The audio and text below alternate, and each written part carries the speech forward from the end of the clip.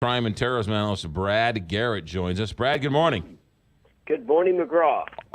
It amazes me how you people in law enforcement find these people. Again, this bomber down in Austin. What are you hearing? What did they do? How did they capture this guy? This is really the ability to take small pieces of information, McGraw, and exploit them.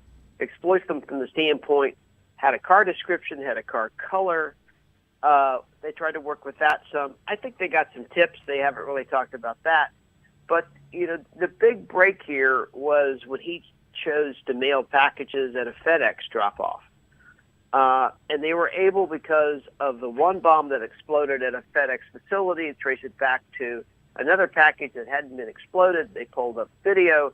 So they ID'd him because they got a picture of his car. I think they got a tag number. Then they got up on his phone.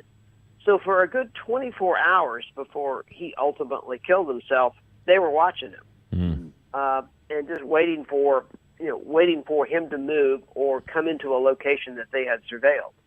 So what this is just really good, sort of tedious police work. The stuff you and I don't see in police dramas on television. Yeah.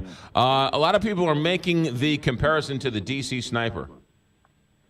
Well, certainly, McGraw, from the standpoint of holding a community hostage and the fear factor running through Austin, Texas, and maybe even to a certain extent the surrounding communities of how something like this, it makes us all vulnerable. I mean, during the D.C. sniper case, I used to pick out what gas stations I was going to go to because they were shooting people at gas stations. Just because I was armed didn't mean I couldn't get shot. So people change their behavior, and I'm sure that has occurred in the last 3 weeks in Austin. Yeah. This is, I don't know what the official law enforcement definition is, but clearly this is a form of terrorism. Oh, this is clearly domestic terrorism. Now, according to the police chief, this 25-minute discussion he has on his cell phone doesn't give them motive. Now, we'll see about that. But clearly, to answer your question, this is a form of terrorism. Yeah, but I mean, motive is always, right. In a gallows humor way, I always joke when they talk about motive because no matter what bizarre motive the guy has, it'll never make any sense. Well, of course not. But the key, McGraw, in understanding motive is the next bomber or shooter, because it gives you a piece of information that, as you're dealing with the public, could help identify the next potential bomber, shooter, etc., faster. Yeah. Will we ever know if he worked with anybody else, got help from anybody else, and will we know if there are other bombs out there? I think the answer to both those is the following.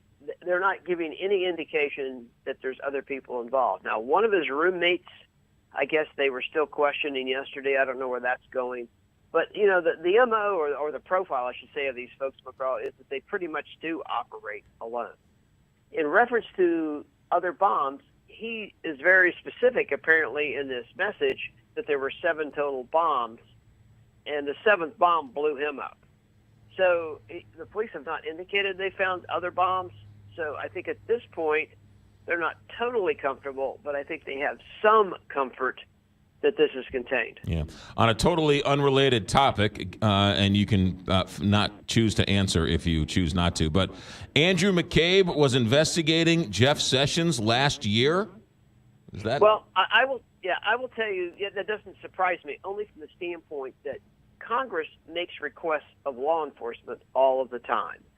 And I suppose because the election in 2016, has obviously had so many issues as far as meddling, etc., that, you would take a request like that and see if you could run it out, and they ran it out, and apparently it didn't go anywhere.